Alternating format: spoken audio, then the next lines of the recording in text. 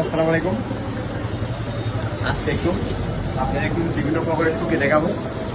শুকি বলতে আপনার বিভিন্ন ধরনের মাছ আছে, রূপচা চেনার উপায় কীভাবে চিনতে হয় আজকে আপনাদেরকে দেখাবো। ঠিক আছে,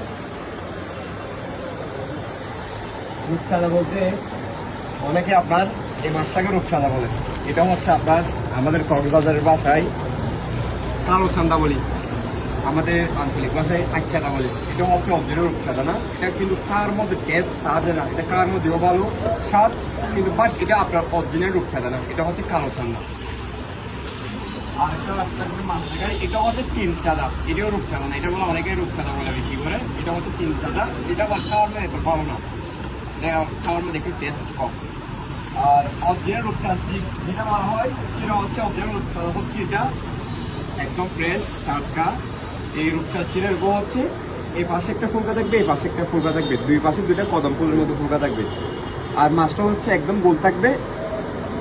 এটার মধ্যে আবার দুইটা জাত আছে, একটা চাইনিজ, একটা হচ্ছে রূপচাঁদা আছে।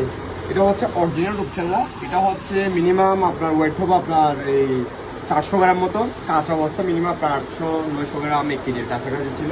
এটা আপনার 3 কেজি 1 কেজি। এটা হচ্ছে অরিজিনাল রূপচাঁদা চেনার উপায়। অনেকে রূপচাঁদা চিনে না, গোলবাল বলে, রূপচাঁদা বলে, এগুলো নিয়ে যায়।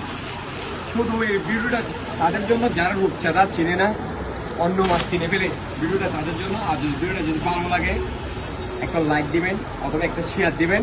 যদি শুকি যদি লাগে আমাদের দোকান আসতে পারেন। আমাদের দোকান হচ্ছে কক্সবাজার ফার্নিশ মার্কেট, ব্র্যাক ব্যাংকের অপোজিটে, নুরমক্কা শুকি আড়ত। এবং আমাদের ব্রাঞ্চ হচ্ছে আপনার দুইটা, একটা হচ্ছে নুরমক্কা শুকি আড়ত, একটা হচ্ছে আপনার মদিনা শুকি আড়ত।